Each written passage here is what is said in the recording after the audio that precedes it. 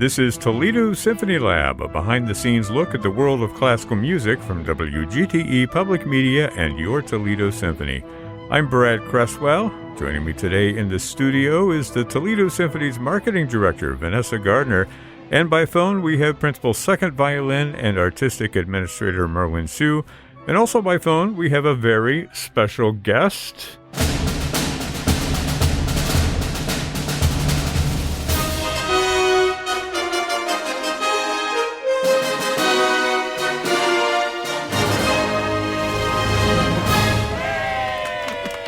That is our guest conductor coming up this weekend, Enrico Lopez-Yañez. He is the principal pops conductor of the Nashville Symphony. Enrico, welcome to Toledo Symphony Lab. Thank you so much. And wow, what an introduction. I wish, every time my name was announced, it came with that kind of fanfare. That's pretty impressive. Thank you. How did you get all those people in studio, Brad? Believe me, it's all downhill from here. So, Enrico Lopez-Yañez, you're making your Toledo Symphony debut with this concert, right? That's correct. I'm very excited. I can't wait. Yeah, well, we can't wait to have you. I should mention it's called Strings from the Silver Screen, and it is this Saturday, January 23rd at 8 p.m. You can stream this concert. There will not be an in-house audience, but you can stream the concert live. That is at stream.artstoledo.com. You can find more information at 419-246-8000 if you want to use the phone. And just remember that you can also stream all those concerts after the fact, including the wonderful cornucopia of concerts that the Toledo Symphony has to offer.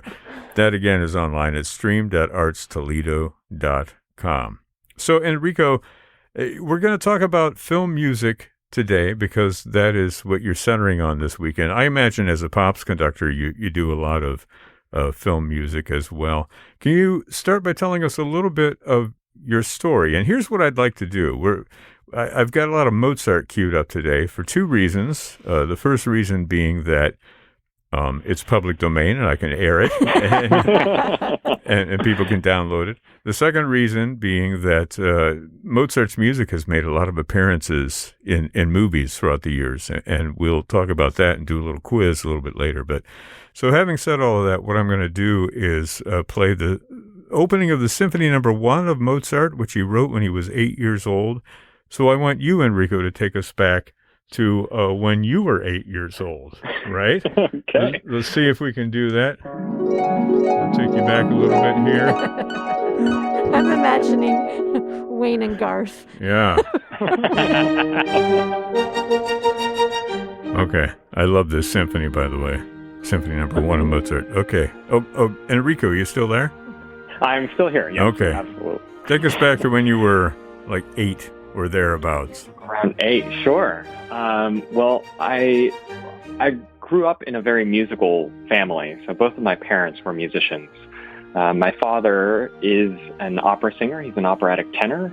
And my mom is a pianist. And that's actually how they met, was through music. My father, though he was born and raised in Mexico, later in his life decided to pursue singing and came to the United States. And he met my mother through needing to find an accompanist to play for his concerts and for his, That's the oldest story in the book. Right? Yeah, exactly. I mean, he was a tenor after all. That's right. The story goes that he did eventually start making up other competitions that were non-existent so that they could continue to rehearse together. Excellent. And Sweet. so things worked out and they got married. So my father traveled a lot, though we were eventually based in California. We traveled with him a lot. So when I was young, I grew up going around to some of the greatest opera houses in the world and just sitting in the audience watching my dad perform operas ranging from a lot of, Rossini and Donizetti operas early on, and then eventually he moved into Puccini, Verdi, larger, heavier works for tenor. Yeah. And so the magic of the theater, the magic of the orchestra, it was always in my life, and the thing that really inspired my career path. I initially thought I was going to go into specifically operatic conducting, but when I was young, around 8 years old, I started on the piano, was my first instrument because my mom was a pianist. And as any of you who have ever had a parent try to teach you anything may be able to relate to, it was incredibly frustrating having my mom be my teacher because I could hear her from across the house screaming at me anytime I played the wrong note, or, she could tell I was using the wrong fingerings or something, getting tripped up. And I was like, I know. There was just no private practice moment. So at the first opportunity I had, I switched instruments, and I actually switched to the trumpet at that time. So in the fifth grade, I joined the fifth grade band on trumpet. And the other instrument that I had always wanted to play, in addition to trumpet, was the drums. And so a year later, around the same time, coincidentally, that my parents separated, my dad also bought me a drum set as sort of a parting gift, I think, to my mom. So at the house, I now had a new drum set to play, which she loved, obviously. And so throughout, middle school and high school, I played, of course, in the school band, in the after-school jazz band, in the city youth orchestra, but also things like rock bands and mariachi ensembles. I played in a klezmer group. I mean, you name it. I kind of played in all of these different genres, which I eventually realized equipped me really well to be a pops conductor and work in all the different genres that one has to when you attend a pops concert.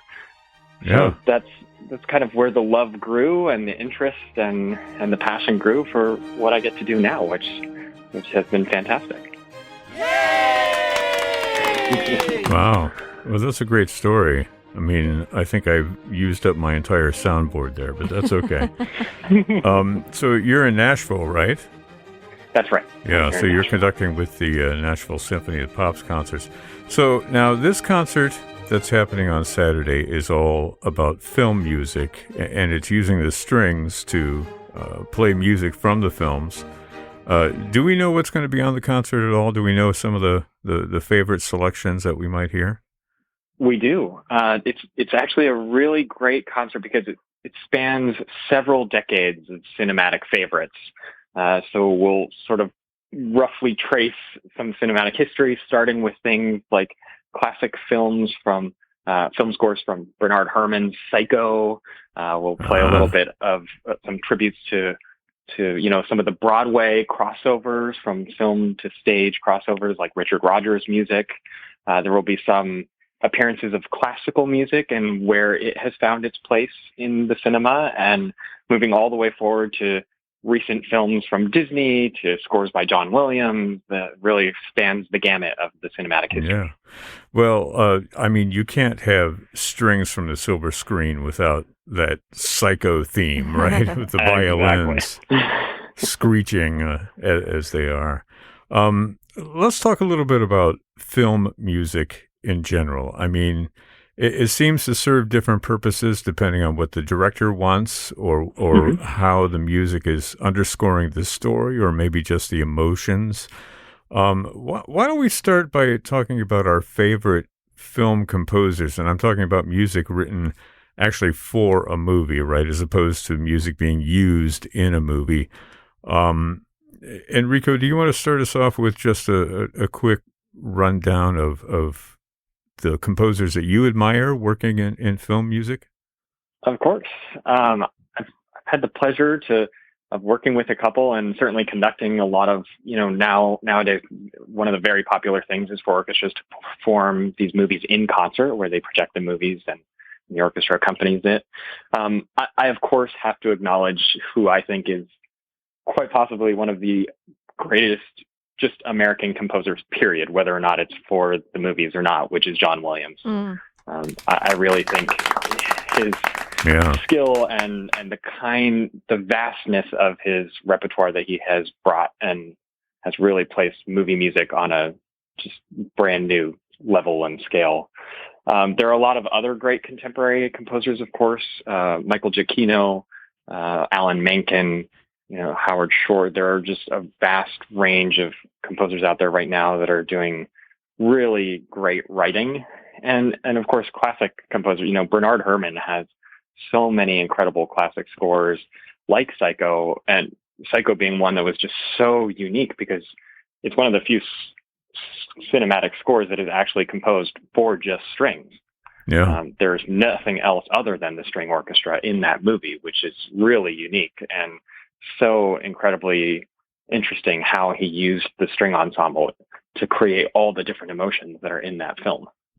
Yeah, that's interesting. I want to talk about that for a minute because, I'll make a confession here. I never actually put that together, that it was just strings, but it really is. Like from the churning music that you hear when she's escaping, in Spoiler the beginning. alert. To the, we don't want to tell you how it ends.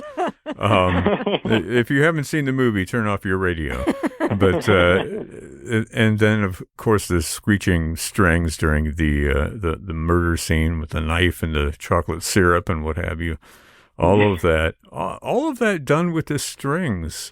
Can we talk about the expressive nature of strings and the different kinds of sounds they're able to make? I mean, people can hear in their minds those high-pitched string, gestures that imitate the knife plunging into her, and the shower curtain coming down. But what are some of the different ways that the strings can express themselves on the screen? Sure. I mean, I know, Merwin, you can probably speak to this even better than I can, but I'll just say that strings are one of the most diverse groups of instruments in the orchestra in that they really play such a key role in so many genres of music.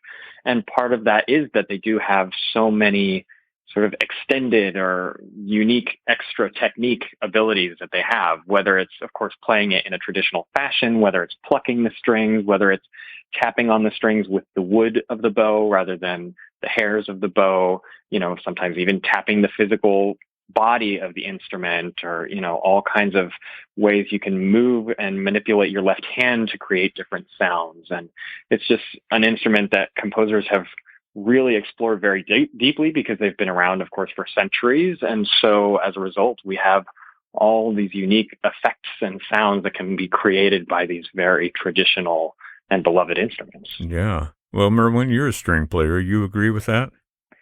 Oh, I totally disagree. We're very monochromatic.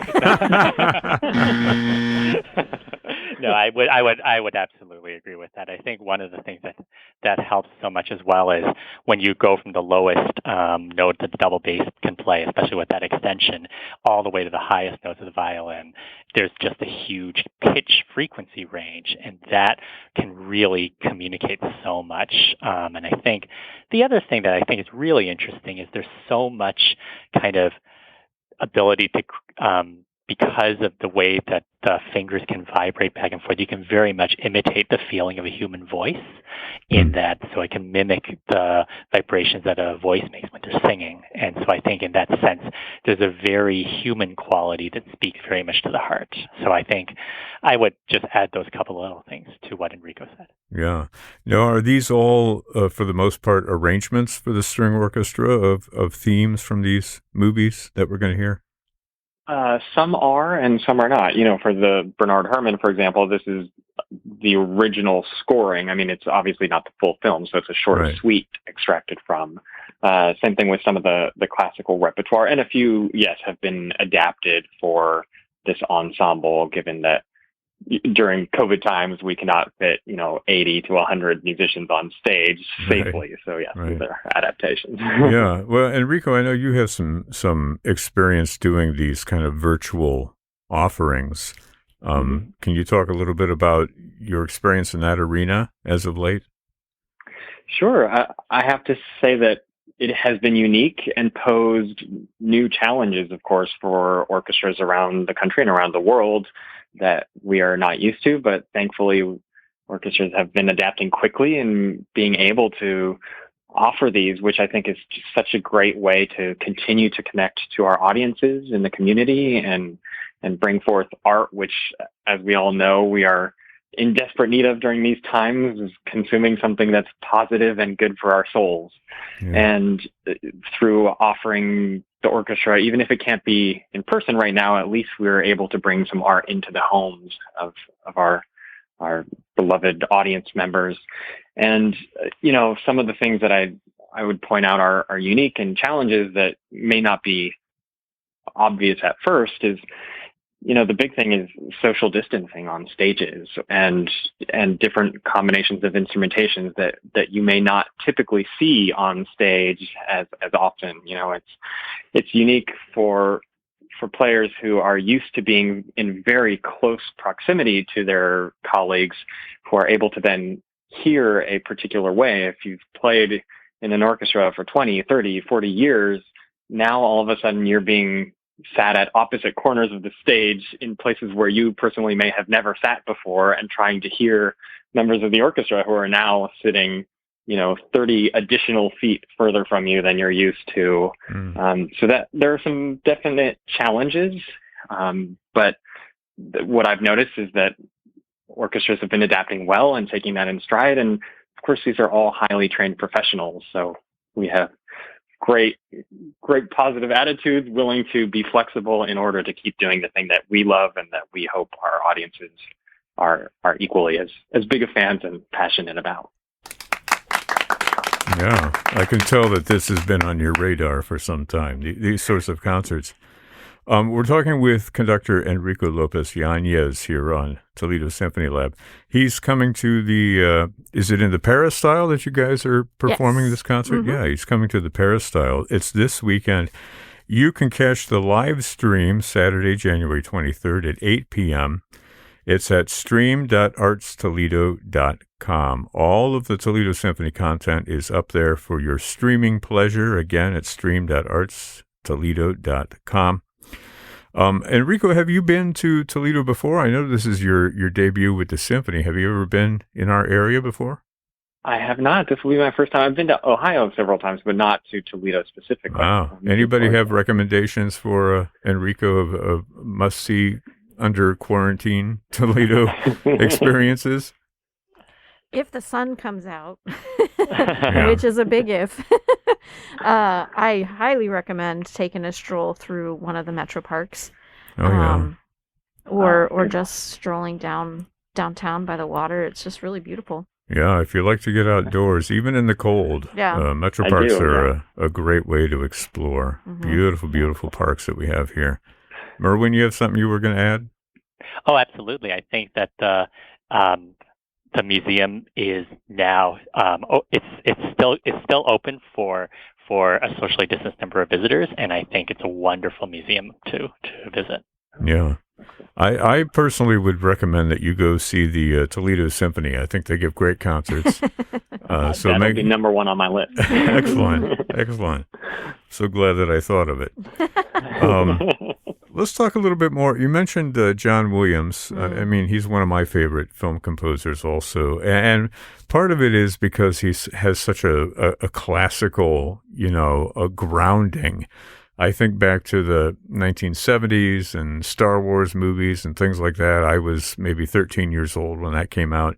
It really got me interested in classical music, and that was sort of a gateway for me into this whole symphonic world, that I've been exploring ever since then. And I imagine for a lot of other folks, it had a similar function. Vanessa, you're nodding your head as I say this. Yes. I mean, you're a horn player, and you're working as marketing director at the symphony. What role did film music or symphonic, traditional kind of film music play in your tastes growing up? John Williams is the reason I play the French horn. I mean, that is some of the most incredible writing for horn, and it is extremely difficult. And some of the tonalities and the harmonies and the clusters that he writes for horn are incredibly difficult. Yeah. But I mean, when you hear John Williams writing for French horn in any movie score, I mean, how can you not help but want to go play that instrument? Yeah. So every single Pops concert I've ever done with any John Williams music, I'm just like, bring it. I don't care how badly my face is bent out of shape at the end. I want it all. It's so fun. There's something to be said with the idea of like listening to John Williams makes you want to play the horn, and listening to Bernard Herrmann's Psycho makes you want to play a string instrument. Hopefully, right? It doesn't make you want to kill anyone in the shower. Exactly. Well, the day is young, as they say. Merwin, what do you think about composers like John Williams? I mean, I think you can go back and trace a direct line between somebody like Korngold, and Williams, those kind of swashbuckler Errol Flynn movies, the way that music unfolds throughout the film and the way that Williams uses his music as well. And, even going back to the leitmotifs or the themes of Richard Wagner and his operas, it seems like there is much more of a direct line, sort of a classical pedigree for somebody like John Williams than there is for somebody like John Carpenter, for instance. You want to talk about that a little bit? Well, I think that it's interesting because I didn't actually grow up seeing those movies in theaters, and I think there's kind of that lack of that visceral effect. So for me, it wasn't so much, I saw Star Wars in the theaters, and that cinematic music was kind of my gateway into classical music. I'm actually coming to a lot of these soundtracks when I'm older or when I'm introducing them to my kids. So, I mean, yesterday night I was watching the first Harry Potter movie with my 8-year-old, and who's just going through the books for the first time. And I'm almost having that kind of secondhand thrill of watching him just be immersed in these amazing scores and that Quidditch scene, which is basically like the French horn marathon. Yeah. I've played the movie and I'm just listening to it and thinking, oh my gosh, those poor faces. I played a concert a couple years ago where we had some Harry Potter music on the program, and the conductor had never seen any of the Harry Potter films. Wow. So he had absolutely no idea how these scenes unfolded or what the emotion or the vibe was for the films. And so I was getting really frustrated. I was playing first horn and he just had absolutely no clue. And he then finally confessed to the orchestra that he didn't know what was going on here. And I couldn't even stop myself. I was like, oh, this is when they enter the Great Hall and it's very, processional, and everybody just turned and looked at me and I just turned beet red. And I was like, can you just let me do it? You were like, it was this horn, this big entrance, and I just led my section. I was like, please don't watch. Yeah. Just look at me. We should have had you. My tempo. We should have had you on our Harry Potter show back in the day. John Williams borrows a lot of some of those motifs, like the clock scene in the third film is very Prokofiev Cinderella, Yeah. Well, he comes in for, on one side, it's praise for the way that he uses and incorporates, the material from different composers into his scores. And on the other hand, he gets criticized for that because they're like, oh, it's not original or whatever. But everything that he does is done with such craftsmanship and brilliance, really. The way, he may draw on other composers, but the way that he puts it together is so much in the spirit of what the movie is doing at any given moment, and really makes the film. I mean, what if Star Wars, instead of beginning with that huge brass fanfare, began with, something else, like a little woodwind flourish, and they were like, oh, here comes a spaceship and what have you. I mean, the way that he does it is just so majestic and grand. Now, Enrico, I have to ask, and I know that the answer is yes, or should be yes, and just say yes. Have you seen these movies that you're conducting music from? I have, and to be honest, it was only because I knew I was conducting Psycho that I actually forced myself to watch it at this point, because I had not seen it, to be honest. I'm not a big either scary or horror film kind of person, which is what I was really expecting from Psycho, and was pleased to now report back that I really loved the movie and thought it was great. What's your favorite part? Oh, gosh. Not to put you on the spot. Well, I think because of all the hype of the murder scene, I was just really on edge waiting for that moment to finally appear so I could finally tell my friend, oh, yes, I get the references, or I understand what's going on. So looking back, I think that's probably still my favorite part. And then in doing research about the film, I didn't realize that it took them 3 days of filming to put together that one sequence. Right. Well, it seems like it's very carefully choreographed, right? Right. That's great. Well, we don't have a lot of time left, but I did assemble a quiz because the one thing that we didn't talk so much about was the usage of classical music in the movies. So this occurs rather often. Sometimes, it's done to great effect. Sometimes a character in the movie is actually playing an instrument, right? So the music. Like Merwin. Yeah, well, Merwin is, as we know, he is a member of the Marvel Cinematic Universe, part of the string quartet that played in the Avengers. We've talked that to death, so we're not going to talk about it today. So I wonder, do you think using classical music, pre-existing classical music in film was a cost-cutting measure, or is it really a creative? Well, it depends. I mean, like, for instance, I was going to say the Roadrunner. No, the Lone Ranger theme, which comes from William Tell by Rossini, right? They used that on the radio, first of all, because they didn't have to pay any royalties to a composer. And then it became, iconically associated with the Lone Ranger, Hi-Ho Silver, that kind of thing. So I think that plays a bit of a role in it as well. But other times, I mean, directors do these things where they say to their composers, make it sound like this, right? They give them a track where they assemble different pieces of music and they say, I want it to sound like this. But I think some directors, somebody like Stanley Kubrick, just goes for the source. He says, boy, it would sound great here with, a little Johann Strauss II illustrating this ballet in outer space kind of thing. So he just goes to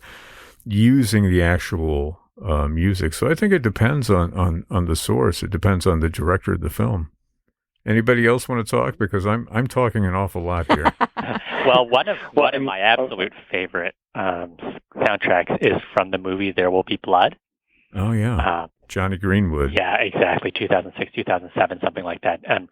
And so with Johnny Greenwood and like just the amazing sound worlds that he creates in Radiohead, he creates a lot of new music. He gets inspired by Penderecki, but then at the very, very end of the movie, all of a sudden it's just like a totally unaltered version of the third movement of Brahms's violin concerto, and it just smacks you in the face. After Daniel Day-Lewis is killed, as you know. Spoiler alert! Spoiler alert! Again, exactly. If you haven't seen the movie, turn off your radio. No, at the very end, after his murderous rampage, he's like, "I'm finished," and all of a sudden you hear dee dee dee dee dee dee dee dee dee dee dee dee. Exactly like that. I mean, it's just an amazing use of classical music that, I mean, whether or not it was royalty free is completely, I mean, it's just the absolute perfect use. Once again, classical music associated with murder and carnage. That occasionally happens in the film. I'm going to do a little quiz, and we may have to push this off into the podcast version of the show. But I think it'd be fun to do this and see how we do. It is called Mozart in the Movies quiz. And so what I've got here are different movies that use the music of Mozart, and I'm going to give you clues as to what the film is, right? So you have to tell us the name of the film. I've got 3 different clues, so I'll go through them, sequentially, depending on if you get it or not. Let me pull up a little music here. See if you recognize this.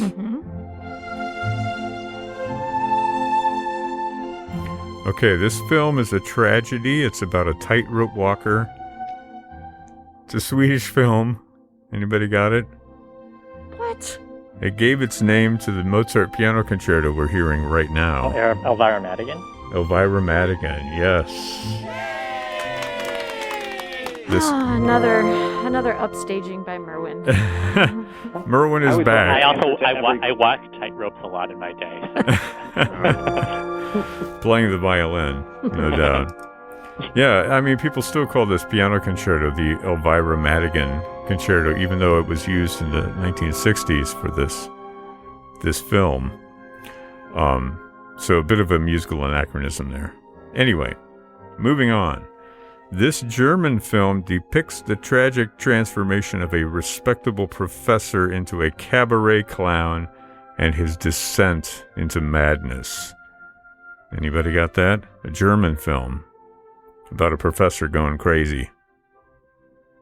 Not to be confused with the Navy's Flight Demonstration Squadron. No. Yeah, I really was hoping that every answer to this quiz was just going to be Amadeus. Yeah, I know, right? All right. I'll give that to Enrico. I had hoped there would be a musical example for each film. Yeah. I'm going to give that to Enrico, even though it's wrong. It made a star out of Marlene Dietrich, who sang her signature song in it. Falling in love again. Dee, dee, dee, dee, dee, dee. You don't know that? Okay. The Blue Angel, 1930, uses Papageno's aria from The Magic Flute. Okay. Next. Here's the next one. This one, actually, I can bring in some of the music for this movie. Okay. This film featured an Oscar-nominated score by Elmer Bernstein, which was based on The Marriage of Figaro. It opens with this overture, but all the music in the movie is sort of based on and around The Marriage of Figaro opera. It was originally meant to star Richard Pryor and Gene Wilder. So it's a comedy. It's about an upper-class commodities broker and a poor street hustler. Oh, Zach would be so mad at us for not getting this. Dan Aykroyd and Eddie Murphy film. Okay, I'm giving that to Enrico. That's Trading Places. Remember Trading Places? Yes. Yeah. I can You can hear it in your mind? No, I can hear Zach shouting at us. Oh, okay. Okay, this movie takes place in outer space. The music by Mozart is actually part of the plot, not just the soundtrack. It's the romance from his Little Night Music. Oh.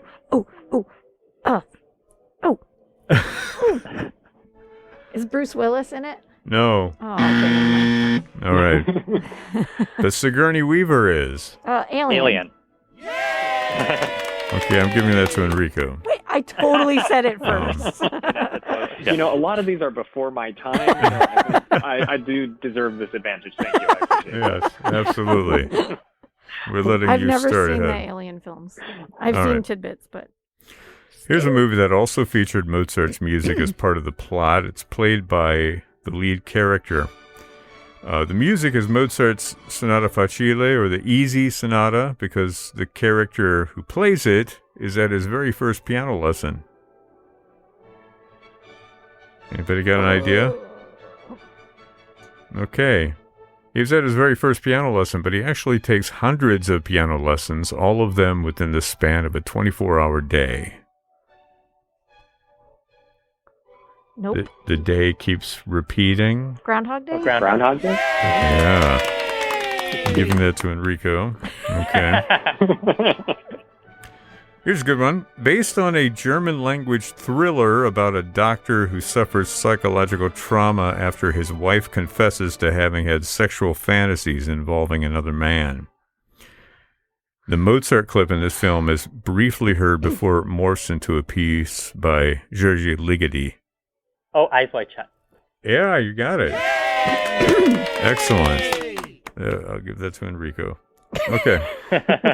I think, right now we've got Merwin has 2, Enrico has 1, 2, 3, 4. Should we keep going or should we just call it? I've been robbed of this quiz. I think we should just call it. Call it for Enrico. And for Vanessa, I'll give you a cheer, too. Yay! Thanks, guys. Okay. I thought you would appreciate that. Well, it's an interesting discussion. I mean, we have a lot to talk about that we could just keep going and going. But is there anything, Enrico, that you want folks to know about this concert in particular, what they're going to experience when they tune in? I mean, what I really think is great about this program is that because it spans so many decades, it's a great concert for audiences of all ages. I mean, there's something in it for everyone. There will probably be a couple scores that you've maybe never heard before, and then some all-time classics. And that's true for someone who's, watched movies and appreciated cinema from the 20s and 30s, all the way through people who just watched some of the most recent Disney movies that were released a couple of years ago. So it's really a cross-generation program with some of my, and I think the orchestra's hopefully too, all-time favorite scores. That's wonderful. Conductor Enrico Lopez-Yañez is principal pops conductor of the Nashville Symphony, making his way to Toledo, making his debut at the Paris Style with the TSO Saturday, January 23rd at 8 p.m. The title of the concert is Strings from the Silver Screen, and we've talked about some of the wonderful music that's going to be on that program. It is streaming online at stream.artstoledo.com. You can watch the live stream there. Also, rent the concert after the fact, along with all the other offerings that the Toledo Symphony has. If you want to call up the box office, get information, that is at 419-246-8000.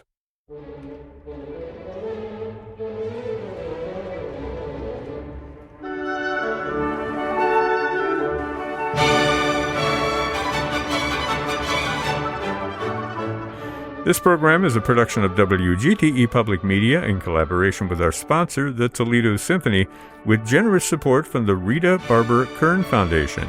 You can download episodes of our program as a podcast by going to our website at wgte.org/lab. You can also subscribe to us through your podcast app of choice, including Apple and Google Podcasts. And remember, you can check out all the upcoming events at the Symphony by visiting their website at toledosymphony.com and their various social media outlets on Facebook, Instagram, and Twitter. And again, you can find all of the TSO streaming concerts online at stream.artstoledo.com. My thanks to Vanessa Gardner, Merwin Sue, and our special guest, Enrico Lopez-Yañez. I'm Brad Cresswell, and this has been Toledo Symphony Lab from FM 91.